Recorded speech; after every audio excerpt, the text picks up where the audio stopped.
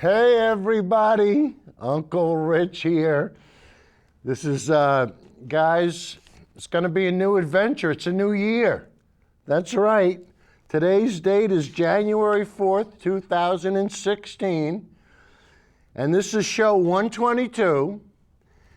And the name of the show is S.B.D. Now, a lot of people are gonna say, wait a minute. Did Uncle Rich just say what I think he said? Is he clowning? Is he kidding? Or does he really mean the show is gonna be, the name of the show is S.B.D.? Well, guys, there's something going on in California. And Judy, can you bring up, I want you guys to take, there you go. Judy, I want you to bring that up, and I want you guys to take a look at this. Take a good look at this, because I want you to think about what an S.B.D. is while you're watching this clip that's over my shoulder. And you know, some people might think this is a clip from the Mars rover or some new technology, or, you know, they won't be sure. But guys, I want you to think about what that is. And on tonight's show, I tell you, we're gonna have, hopefully it's going to be very educational, because we're going to explain what's going on. And in addition to that, we're going to show you how I think we've finally reached a turning point when it comes to global warming and things that need to be done. You know, we had the COP21, meeting up in Paris. And guys, we're on the right direction. And tonight, you know, it's funny because I got to say hi to all my friends, you know, and especially Dave Straight. And the reason why I have to mention Dave Straight tonight is Dave always says, follow the money. And guys, that's what we're going to do tonight. We're going to follow the money with Richard Wolff, an emeritus professor who's taught at MIT and Harvard and Yale. I mean, this is the brightest of the bright, and he's going to explain what's going on with the fossil fuel industry and with the price of oil. And Dave, you're going to love to hear this. But guys, the way he does it, he puts it in layman's terms. And he explains it as if the oil companies are a drug cartel. So that this way, he starts speaking our language. You don't have to be a Rhodes Scholar to figure out what's going on.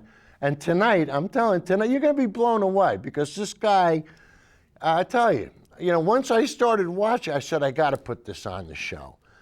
So guys, we're going to have that. And then we're going to have a couple of clips from Bernie.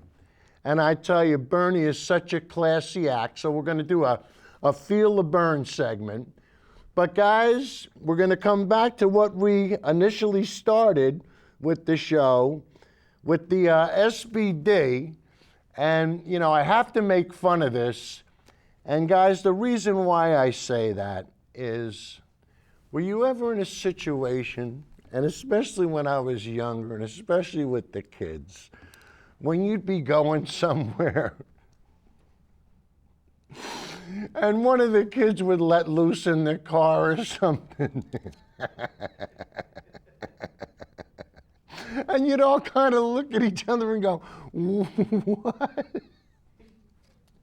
And there was always the question, he who smelt it dealt it.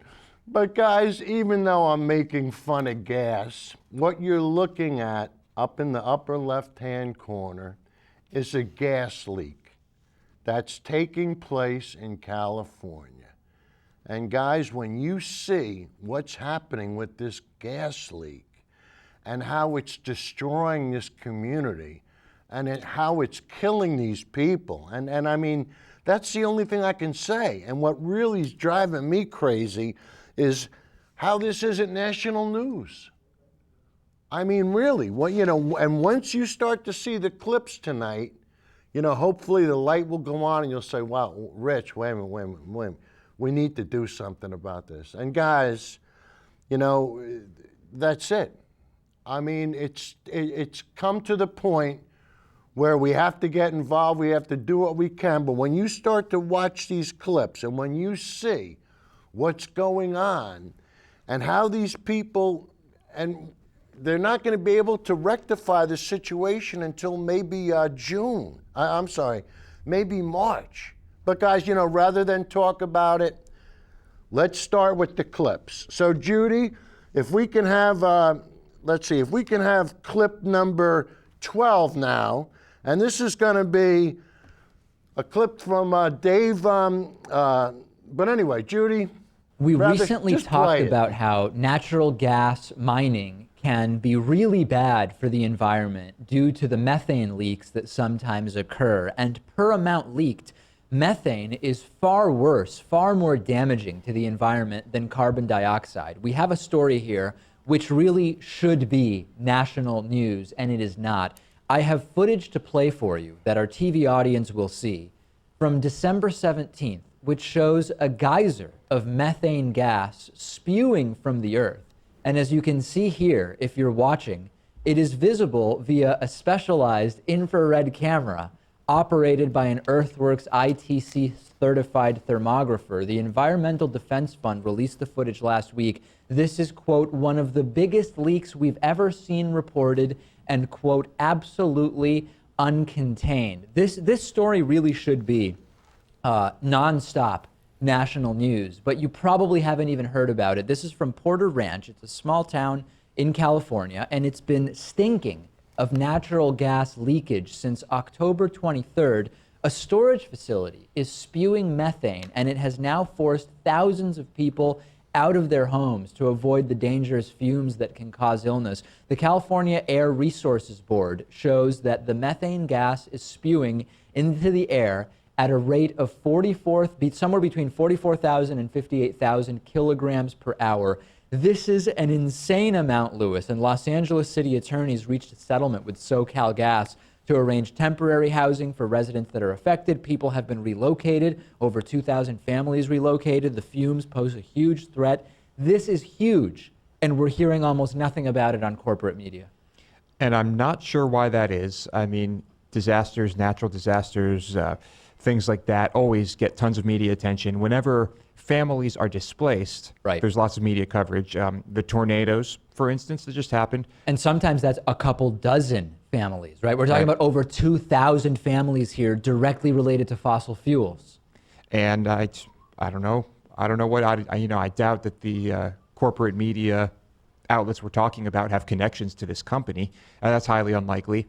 So I'm not sure. I don't really have an answer here. And to be clear, Wall Street analysts are saying that this incident is analogous to the BP Deepwater Horizon oil spill, which was one of the biggest environmental disasters, period.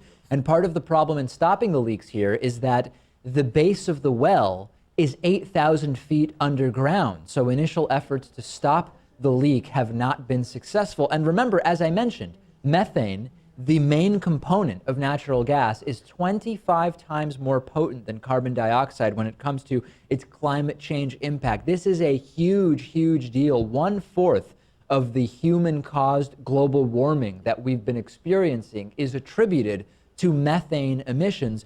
And so let's get to that question of why this is not national news. Is it because the visuals aren't as interesting? The leak is 8,000 feet underground, so you don't have those amazing visuals that were running 24/7 on CNN as Anderson Cooper described what was going on? Is it an issue of following the money? I don't know, because the BP is also a big funder, and they were literally advertising on CNN during the commercials about the coverage of the Deepwater Horizon oil spill. I don't know the answer, Lewis, but people are not aware of this, and this is huge, huge, huge. Well, I think it's kind of just starting to break out. Even though it's been 2 months. Well, the coverage is right. the coverage is just starting to break out. Yes, this has been going on for months. Maybe the residents didn't speak up as much as they should have, but it's happening in California. It's certainly not an area where there's no people around. No. Strange. We have to get off of this stuff. We just don't need natural gas. We really don't, if we make the right decisions going forward.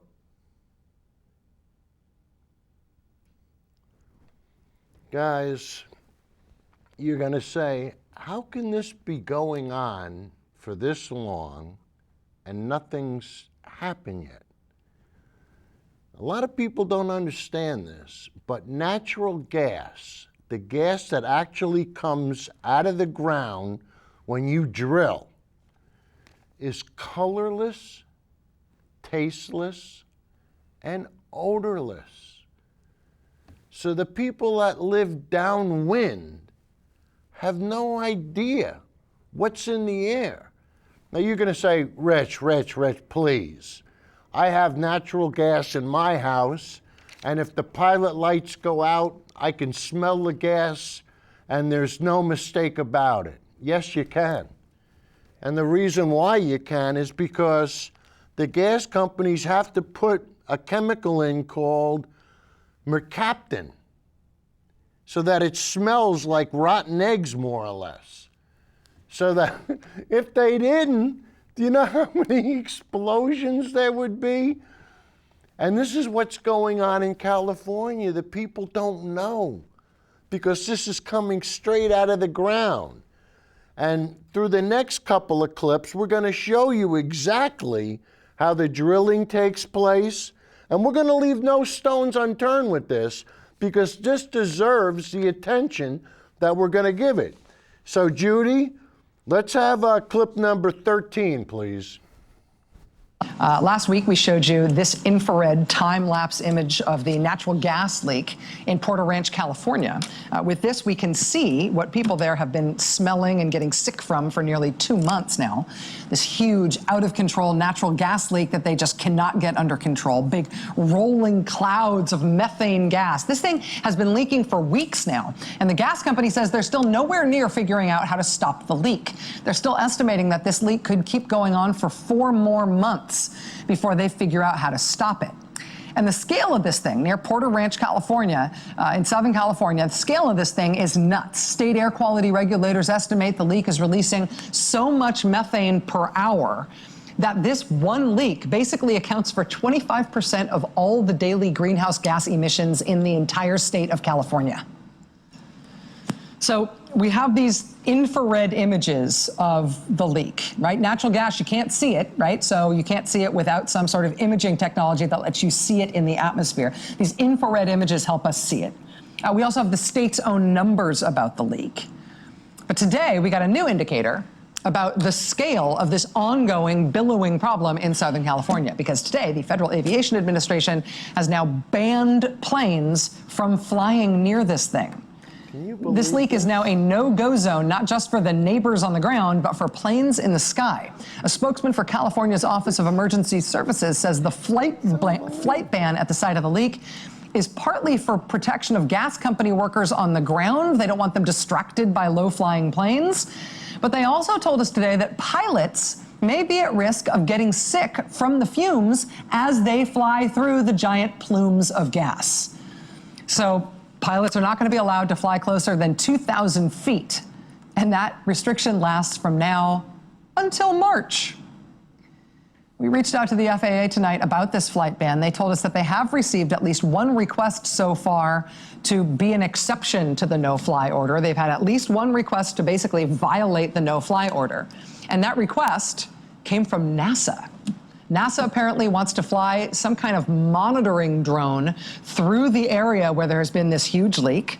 No word yet from NASA on what exactly this drone's mission would be at the site of the leak, but I, for one, cannot wait to see what our nation's best astrophysicists will find if they get to look inside this giant, hugely polluting, apparently endless gas disaster in Southern California that's due to carry on for months yet. Guys, we're not done yet. Now we're going to take it down to the street, and we're going to show you what the people that are living there have to go through, how the people in the community of Porter Ranch, what they have to do to defend themselves and to protect their kids. I mean, this is Looney Tune crazy stuff. I know it's hard to believe, but once again, you know, seeing is believing. So, Judy, Let's have clip number 14, please. Large number of residents from the San Fernando Valley angered about a major gas leak turned up at the Aliso Canyon storage facility today. They called on SoCal Gas and Mayor Eric Garcetti to shut down that facility. As CBS 2's Adriana Weingold shows us, many of those residents of Porter Ranch have been forced to flee their homes. Angry, frustrated families marched in front of SoCal Gas and Porter Ranch demanding answers. Elena McMahon and her family are still waiting for help relocating. In the meantime, she and her 2 children are sick. I had terrible headaches. My daughter experienced stomach pain. My son's got nosebleeds. It's just really bad. Robert Glassman is one of the attorneys representing several families suffering through the massive gas leak. His firm released this video showing what appears to be a huge plume of gas hovering over the community. His firm filed a lawsuit against SoCal Gas. The family they're representing says their 2-year-old daughter became so ill, she began having seizures. I want them to move quicker, and I want them to cap this leak immediately, today. Not in 3 months, but today. Gillian Wright is the vice president of customer service for SoCal Gas. She says they're working around the clock to cap the leak, but it will take months. Our #1 priority at the company right now is to address the leak, to get it stopped, and to help the community with the concerns and the symptoms that some people are experiencing. This afternoon, SoCal Gas set up a mobile community resource center. They're offering air filtration systems to homeowners and area schools, as well as weather stripping. But for people like Lisa Woodard, it's too little, too late. I'm breaking out in skin cancers all over that have appeared in the last 3 to 4 weeks. Residents we spoke with are concerned that even after this leaky well is fixed, that one of the other 115 sites could suffer a similar failure. That's why they want this entire facility shut down. Reporting in Porter Ranch, Adriana Weingold, CBS 2 News. Guys, can you imagine offering somebody an air filtration system for their house? I mean, I'm sorry I'm laughing, but what else do you do? I mean, what do you do at this point?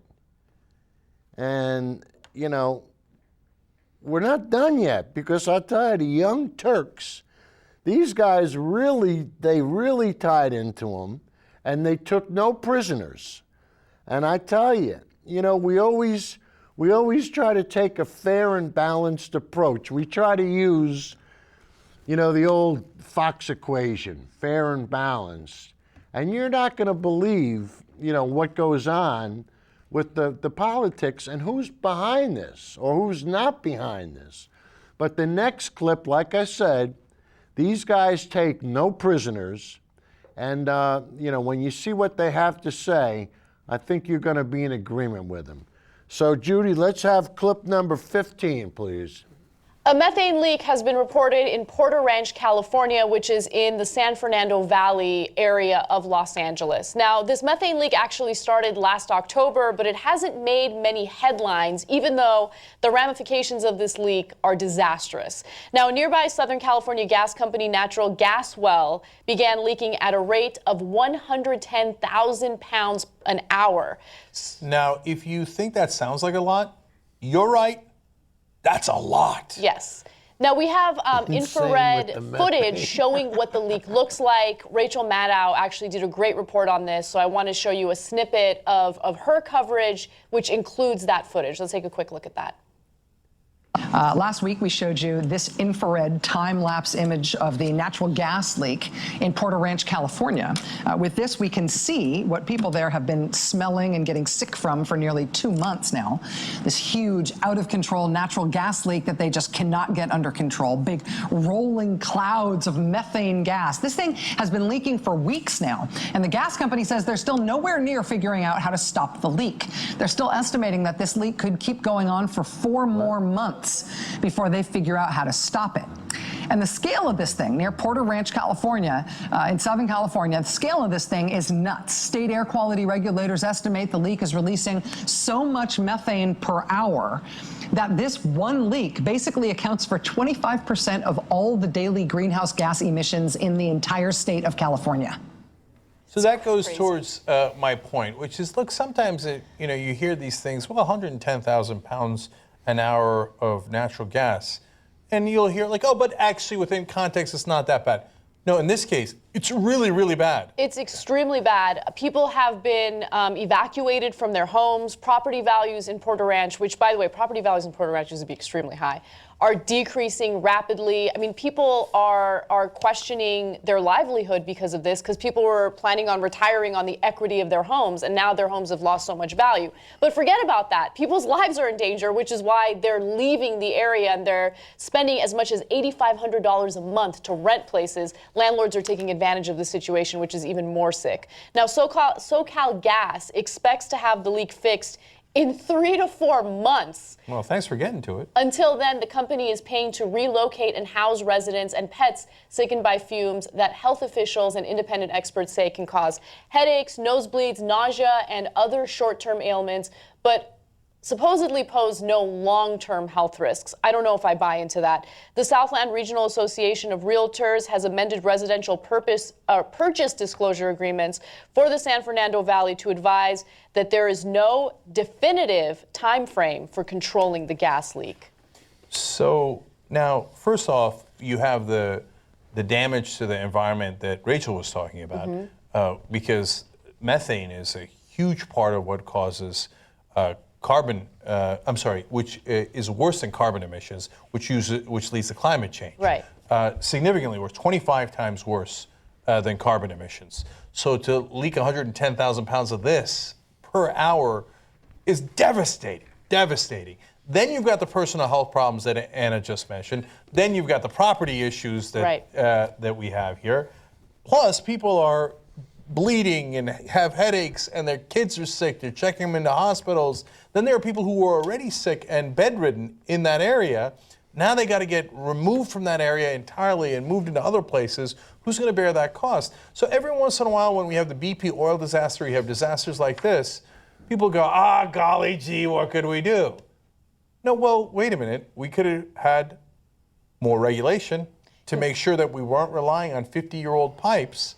Right? That's something we could have done. Or regulation to ensure that if a leak like this occurs, there's a quick fix to ensure that you take care of the problem immediately. There needs to be safeguards. But it seems as though because of a lack of regulation, there weren't safeguards put in place to A, prevent the leak, or solve the leak as soon as it happens. The fact that this has been happening since October is ridiculous, and the fact that they don't plan on fixing it or solving this problem until February is even more ludicrous. But if you want to know what the political issues are here, I'll tell you what they are in just a second. Before you do that, one last thing about how disastrous this is. So the company on November 12th released its own report saying that the hazardous sulfur compounds were intermittent and very low. And below the state standard. So nothing to worry about here. Everybody look away. Well, then they did actual tests. The tests had found that hydrogen sulfide levels of 183 parts per billion, 6 times the state standard for a chemical that can be poisonous. 6 times the rate at which it could be poisonous. Yeah, but don't worry, Cenk. It's not going to cause any long-term ailments. Just short-term. Just short-term nosebleeds, vomiting, nausea, headaches, it's no long-term issues. Look, I'm not an expert, I'm not a health expert, but typically when a company involved in a terrible environmental and health issue like this will tend to lie. They lie. They're not going to tell you the truth about what the ramifications are going to be, especially to your health. We've seen this time and time again. I don't want to worry anyone, but anyone living in the area should definitely evacuate. They should definitely leave, and a lot of families have done that so far. When they were busted on their own report, Anna, wait a minute, this is much worse than you said. They said, the part about the sulfide, yeah, that was just a small omission. Get out of here. Oh, did we leave out the part about the poisonous air? Slight omission, sorry about that, right? Yeah, look, this is all part of what we talk about all the time on the show. They privatize the gains, they take all the money while things are going well, right? And then they socialize the losses. Oh, did your family have to move out? Yes, they're paying for some people's rent as they're moving out. Yeah, of course, at a minimum they gotta do that. Oh, your folks are sick, I don't know. Oh, the stuff that's in the air now that's gonna lead to climate change? Hey, all across the world, Germany, South Africa, Japan, congratulations, your climate just got much worse. Am I going to pay for that? Of course not. I privatized the gains and I socialized the losses. Good luck with those losses. And how do they get away with it? As usual, dirty politics. Guys, really, how do you pay for something like this? And this is the way they do it. I mean, because let's be honest with each other. You know, we keep fooling around with this fossil fuel crap. When are we going to get it through our thick skulls? That, you know, could you imagine if they would have put wind turbines up or solar panels? Have you ever, the only thing that goes wrong with a solar panel is, you know, when you have a solar spill, it's usually just a good day, you know?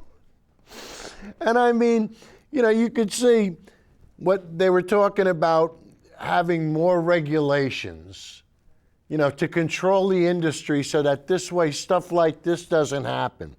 If you ever want to push a conservative over the edge, just use the term regulations, because that's all it takes. That pushes their trigger buttons, and they just go berserk. But, you know, you also heard what they had to say. This accounts for 25% of the greenhouse gases that California is generating. Just one well. So, you also heard they talked about politicians. And guys, on the clips, we showed Dave Pachman, who was an independent. We showed a clip from MSNBC. We showed a clip from CBS. But you know what I couldn't find any clips from? Nothing from Fox. Not one clip from Fox News. Not one. Not even a mention, not an inkling, nothing. Why? Doesn't fit their agenda. Doesn't fit the Republican Party agenda. But here's the odd thing. The people in control in California are not Republicans. They're Democrats. And you know what? On this show, it doesn't matter if you're a Republican, if you're a Democrat, if you're a conservative, if you're a liberal, if you're an independent, doesn't matter. We only care about who's telling the truth. It's really simple. And guys, we're going to pick on some Democrats now. Why? Because they deserve it. And after you see the end of the clip, you're going to go, you know what, Rich? You're right. They deserve it. So, Judy, let's have clip number 16, please. Just got much worse. Am I going to pay for that? Of course not. I privatized the gains and I socialized the losses. Good luck with those losses. And how do they get away with it? As usual, dirty politics. So there are very clear ties to Governor Jerry Brown's family members and the company that owns this pipeline that has now leaked, okay? Governor Brown has a number of connections to Sempra, which is the name of the company. His sister, Kathleen Brown, sits on Sempra's board of directors. She joined the company in 2013, reportedly receiving hundreds of thousands of dollars in cash and equity. She also holds $400,000 in stock and last year received a $188,380 salary, and that's according to the Associated Press. Now, Governor Brown himself also has ties to this company in the form of campaign donations. Governor Brown's connections to Sempra goes even deeper. Campaign finance records show that Brown has received tens of thousands of dollars in campaign contributions from Sempra and Sempra employees going back to at least 2006. So, of course, that's going to have an influence on, you know, whether the government goes after this company for this leak. So I haven't seen every press release that Jerry Brown's put on this. I do know that living in Los Angeles, the area that's affected, I have not seen nonstop coverage of this since the leak happened months ago. I haven't seen Jerry Brown all over television going, this is a travesty, we've got to fix it. Now, he's a Democrat. He's supposed to be pro-regulations. Yep. Yet, there doesn't seem to be a ton of news coming out of the governor's office about the outrages here. Now that there's a little bit of a hand in the cookie jar situation, things might change, and we hope they do change. But see, this is what we tell you. It isn't about Democrats. It isn't about Republicans.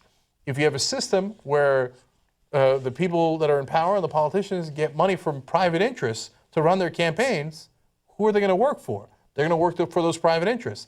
And then that trick, I told you about it just last week, where they hire family members. Talked about it in relationship to Dan Lugar, who's the son of Richard Lugar, former senator from Indiana, that worked on with Harry Reid, a Democrat, to get tax breaks in for casinos and hotels and restaurants, right? So you think that oh, what a wonderful coincidence. It turns out the person who is perfect on expertise for our board is the governor's sister. That's not a coincidence. It's not. They do it as an informal, unofficial bribe.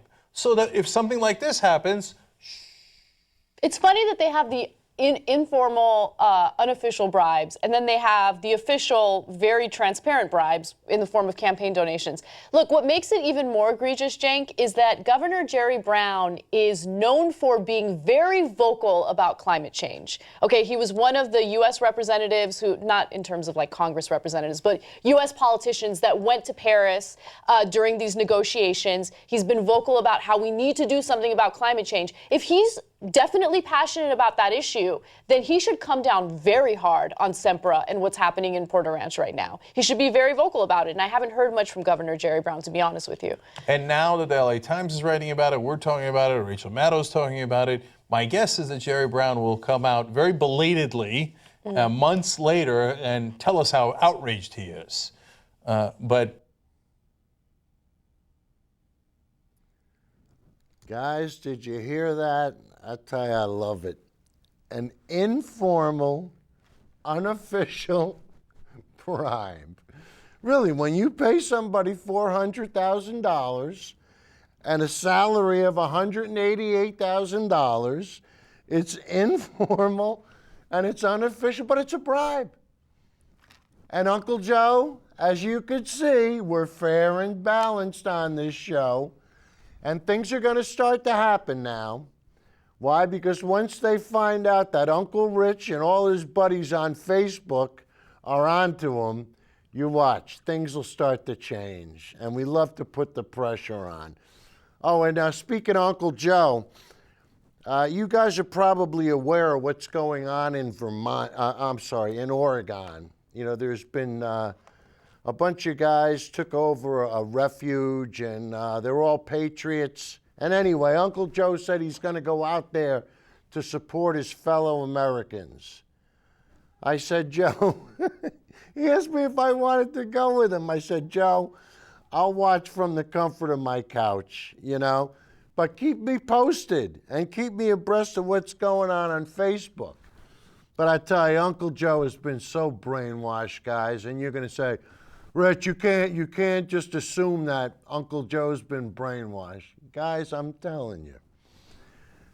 The next clip we're going to show you, I had to play the clip because if I didn't play it, you wouldn't believe it. And it's an older woman who called in from an apartment complex because some people, I guess they were having sex. And she thought that they were praising ISIS. But guys, this is how the brainwashing works. I'm not kidding you. So anyway, you know, you seeing is believing once again. So we're going to play the clip, and you guys can enjoy it as much as I did. So Judy, let's have clip number 20, please. A small police incident in Brown Deer over the weekend is now getting attention around the world. The police chief says the story is entertaining and might be giving a lot of people a laugh, but he also says he doesn't want to discourage others from speaking up. Fox 6's Jenna Sachs explains. I just heard it on the radio. What started as a simple report on the Brown Deer police blotter. Oh, I thought it was the chuckle this morning. Turns into water cooler conversation across the country. I think the story's entertaining. Chief Michael Cass has been getting phone calls from websites as far away as the United Kingdom. The story wasn't put out there to try to embarrass anybody. It all started with a short summary in his weekend report. An 82-year-old woman who called police because she thought she heard someone chanting, "ISIS is good, ISIS is great," while having sex in her apartment complex. An officer went and spoke to her about her concerns and advised her that, you know, if she heard it again, to give us a call. She could not pinpoint to where it was coming from. The incident has since gone viral. She's got to be hearing it wrong. Chris Mashesky lives across the street from the complex and isn't worried about ISIS sympathizers in her neighborhood. It's a pretty quiet building. Well, we encourage people to, if they see something, to say something. So, we don't discredit the story. We investigated to the best we could with the knowledge we have. Chief Cass thinks the incident has been blown a little out of proportion, but given the country's heightened state of alert. Who's to say where a potential terrorist cell is located? I can't dismiss that there never would be one in Brown Deer. So we do take all of these serious, and we do want people to report suspicious things. The chief says this elderly woman does have some physical ailments that may have affected what she thought she was hearing versus the reality of the situation. Reporting live in Brown Deer, Jenna Sachs, Fox 6 News. Maybe it was somebody's name and she thought she heard ISIS. So many things could be going on. We can only speculate. Yeah, all right. Jenna, thanks. Guys, what do you say? I mean, what do you say? I wonder what the guy's name is, though. I wonder if it's Alex or something. Well, you see, and then the simple folk that watch Fox are going to go, yeah, I saw it on Fox News. They were chanting ISIS is great, and yeah. All right, but anyway, guys. Now we're going to get back to reality. And, when it comes to renewable energy and oil and, primarily what we like to do on this show, because, the one thing is we only have one planet. There's no planet B. And we're going to do this one clip on oil, and you're going to start to see that we need to develop a mix. We have to have balance in our energy, in what we do energy-wise. And guys, this first clip is kind of cartoony, so Uncle Joe will appreciate this. But this shows you how many different ways and the different mixes that we have that we use for oil. So Judy, if we could have clip 21, please. Oh, do we have a call? Oh, good. Who's telling the truth? Hello? Who's telling the truth? Hello? Hello? Can you hear me? Hello? All right, guys, I apologize. If whoever that was can try calling in again. Oh. This is all right, so let's go, Judy. Let's go to clip 21, and those people can call back. We'll get them on the other side. After a year in which oil prices dominated the news, you might think the same issues will drive next year's energy stories. But if you just focus on oil prices, you'll miss the larger picture for 2016. We rely on oil, of course, for transportation and petrochemicals, but it's not the only game in town anymore. As our reliance on oil shrinks, we'll turn not to just one new source of energy, but several. This is different than what's happened in the past. Previously, one form of energy was superseded by another. In the 19th century, our reliance on wood gave way to coal, and in the 20th century, that yielded to oil. But in the 21st century, the next step won't be an orderly progression from one fuel to the next. It'll be a free-for-all. So, which source stands the best shot? Let's get the easy answer out of the way first. It isn't going to be coal. Although Japan and China will add coal plants this year, coal's share of U.S. electricity production has gone down 17% since 2005. Coal is just too dirty in the face of climate change. Nuclear energy isn't doing so hot these days either.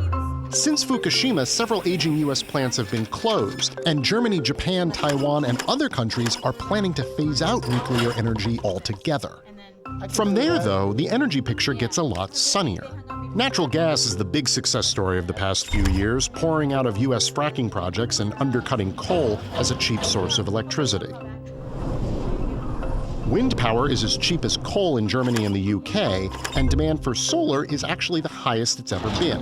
which may have something to do with the price of solar panels dropping 95% since 2008. In spite of all this upheaval, oil is still king. It's our single largest power source, and that's not going to change in 2016. Between high U.S. output, Iran probably resuming its exports, and Saudi Arabia lowballing to maintain market share, oil prices are likely to stay low for a while, which means less incentive to find an alternative. But there's a funny thing about oil you may not have noticed. It doesn't really compete with the others directly. Oil mostly powers cars, ships, and planes, while the others mostly generate electricity.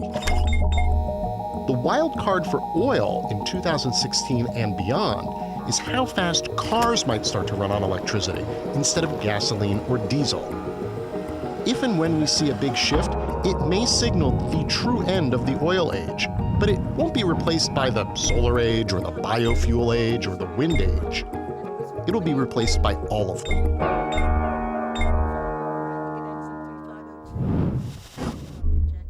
And it was from whom? We're back, Judy. All right, guys.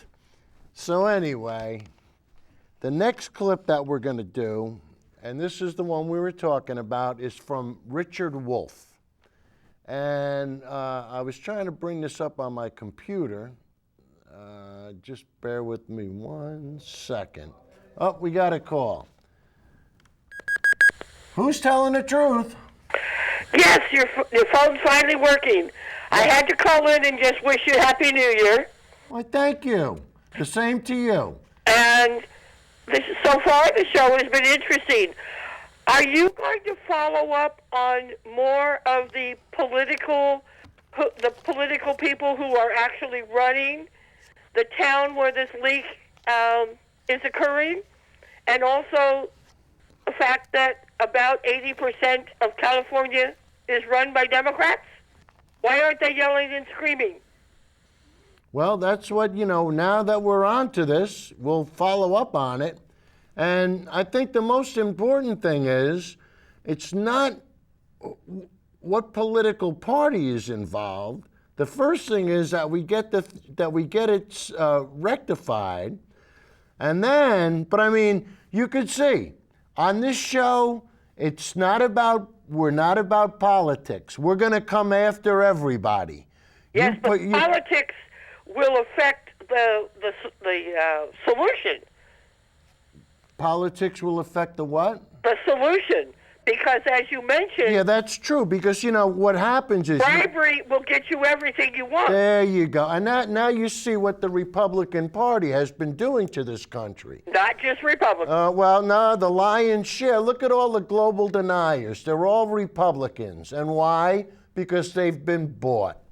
The science is settled, but what happens is you got the Republican Party, which is the only political party in the world that doesn't accept... They haven't been bought. They haven't been bought. They should have stickers on their jackets every time they get up to speak. Exxon, BP.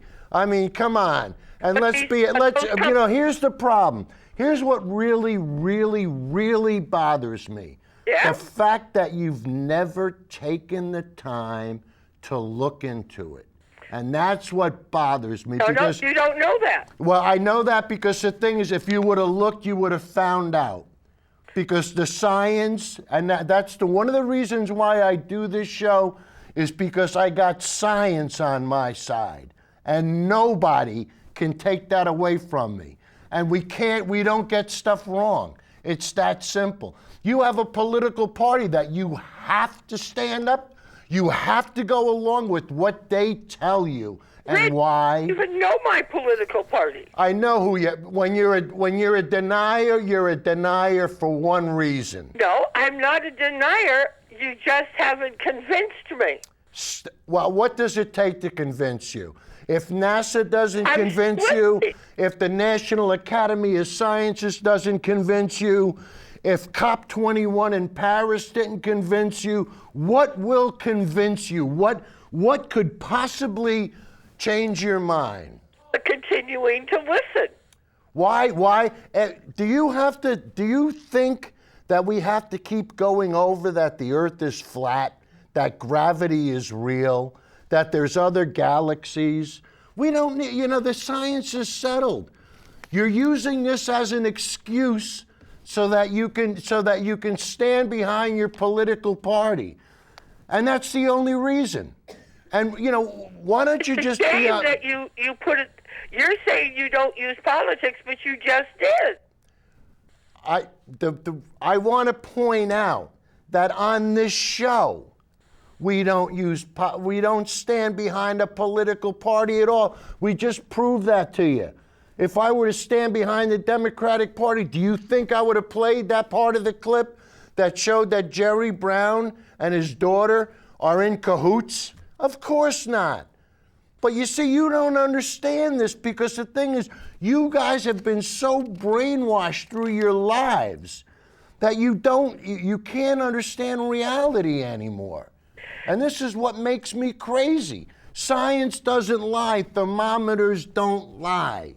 It's that simple. That part we do disagree on because it's still an oxymoron. There is no such thing as settled science. Science is always changing and describing differently, describing the same. Oh, there's something new. It's ever changing, or it wouldn't be science. Yeah, you're right. Science does change because we learn. Yes. And what we do is we learn that that the Earth goes around the sun and not the other way around. We learn how gravity works. We learn these things. You guys in the Conservative Party refuse to learn. You're like the people that study the Bible. If it's in the Bible, you gotta take it. You have to agree with it because nothing is allowed to change your mind. All right, listen, we gotta move ahead because wait a people... minute. Did you celebrate Christmas?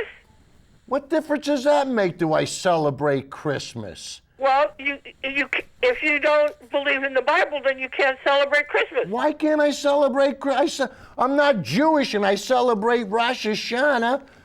I mean, stop it. I'm not a leprechaun, but if the leprechauns had a holiday, I'd be there with them. We got to say goodbye, honey. Thanks for calling. I'm not, Toodles. honey, and I don't know what else to say. I mean, well, it gets to the point. She's a sweetheart, but she refuses to learn. And when you want to be willfully ignorant, guess what? This is when we come to an impasse. And guys, I'm sure she's sweet, and I'm sure she's probably the nicest lady to sit down and have a cup of coffee with. But you know what? When you refuse to accept science and you put your political party before anything else, and don't tell me it's not my political party because nobody else could make you want to become willfully ignorant. It's that simple. And I mean, and I hate to get God involved, but let's be honest with each other. I'm sure she believes in things that don't exist. She believes in things that don't exist, and she can't accept reality, like global warming. And this is what makes me crazy. But we want to play the clip. We want to follow the money. And we're going to show you Richard Wolff and how he really gets down to the nitty-gritty and really starts talking our language, the street language that we can all understand. So, Judy, let's have clip 22, please. Oil. A whole number of you have asked me to talk a little bit about the oil, and I'm going to combine that with Thanksgiving, because the Thanksgiving economics is also important. But first, oil. Before I talk about the specifics of why oil prices are dropping and what that means, first you have to understand how the oil market in the world works. Oil is an essential, in some ways, the essential commodity of our modern economic system. It's not just that oil is how we move on a truck or a car or all the vehicles. And it's not just that oil is the way a large number of us heat our homes. Oil is everywhere. For example, petroleum, is a basic builder of plastic. And everything that we use that's plastic, or a great portion of it, is derived from oil. Plastic is a product of treating oil in a certain way, chemically. You may not know it, but oil is the major ingredient of most of the mass fertilizer that is used in this country. So the food we eat depends on the oil that produces the fertilizer without which it can't be grown. So whether you're moving in a car or having a sandwich or being warm in a cold evening or unwrapping the sandwich, which is in the plastic, you're dependent on oil. So oil is something the modern capitalist world economy is absolutely dependent on. The billions of us on this planet depend on oil in innumerable ways every day. So at the keep end that of in your this, head. we'll do the Now, credits. something like 15 or 20 countries control the supply. Those governments, together with large companies, often located in those countries, that's it. They're the ones who bring it out. A tiny group of people, many of them not elected, and even if they are elected, with the money that's involved, a tiny group of wealthy people elect them. They make the decisions. So the first most amazing thing as an economist to tell you is, you live in a society that ought to make you very frightened and very angry, because it is the most stupefying affront to democracy you could imagine. A mass of people having become totally dependent on something that 15 or 20 countries, tiny groups at the top, control the supply of. All right, now keep that in your mind. You can imagine that these 15 or 20 long ago figured out, if we get together, we can rip this planet off like you never saw. We just have to get together and kind of agree on how much oil we bring up for all these dependent addicts. Because it really is the metaphor you want. It's an addict. It's the people who control the heroin and then all the people who need it, or the ecstasy or the cocaine. You know, or if you don't, you should. So they've gotten together. The oil companies used to manage it. It used to be that what they call the Seven Sisters, the big 7 oil companies would get together. Then their monopoly was kind of strangled when the Third World became independent after World War II, and now countries became important. Countries became important. Places like Saudi Arabia or Iraq or Iran or Venezuela or Nigeria, the places that are big ones in this game. And so deals had to be reworked. The third world countries, in order to push against these big companies, developed OPEC, a way for them to get together and change the rules of the game. And the big oil companies didn't want it, didn't want to let these little new countries get involved. Some of you know American history. The history of our country's horrific relationships with Iran begins when the Iranian people put into office a man named Mossadegh back in the 1950s who wanted to have an independent oil and take it away from the Arabian American Oil Company, or Anglo-American Oil Company, that was controlling it. Okay? So whenever a new player enters, and then there has to be a deal. You know, it's like, remember your crime movies? When a new gang comes into the neighborhood and they want to be on those corners, something's got to be worked out with the old gangs that used to be there, or else there's going to be war. And then they shoot each other, and we have blood in the street until a deal is made and a new arrangement. That's the reason Americans love those movies is because it's the substitute for what they all know is going on in a much scarier place. Not in that neighborhood and not over dope, but actually about things they depend on, like oil. Same game. Okay, so what's happening now is a struggle. Things were working really well. That is, the oil producers were ripping us all off fantastically. They were making money like you never saw, all those oil companies. And it was producing bizarre situations. One of the greatest assemblages of wealth in the world is in a in the desert in Saudi Arabia. This little country sits on a mountain of wealth. Another country that got no people but enormous oil wealth is Norway. One of the largest investment, they're called sovereign wealth funds in the world, is the Norwegian Sovereign Wealth Fund. Russia, which has had terrible problems since it liberated itself, has been sustained in large part because it produces oil and gas and could participate in these high prices. Hugo Chavez could not have been what he was in Venezuela were it not for the fact that they are sitting on oil. And the horrific slaughter of the Nigerian people, one against the other, is part of their struggle because they are either lucky or unlucky, depending on your point of view, because they have oil. And Iraq, I mean, what can I say? Look, Iraq has been pushed back 50 years in its development because it has oil. So, fantastic things happened to keep it going. And wars were created. I won't mention any, but I imagine many of you can imagine. We've gone to war to control the oil. But a new thing changed in the last 3 or 4 years. And that is that a major oil consumer that had worked everything out in this system among the, let's call them the 20 thieves, the 20 oil countries, that had all been worked out, and then the United States discovered in where? In North Dakota, that there's this kind of formation, shale, under the ground, that has in it, like a sponge, oil. And that you can get it out by this thing some of you've learned about called fracking.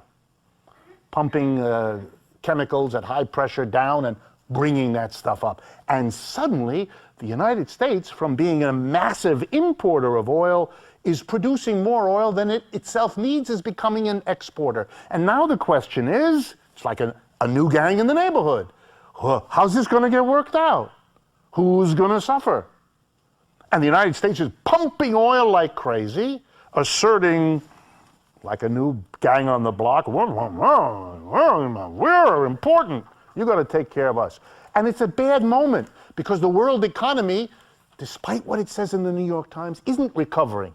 It's in terrible shape. So the demand for oil around the world is down because factories are not humming, because people are not driving, because people are poor and becoming poorer, the mass.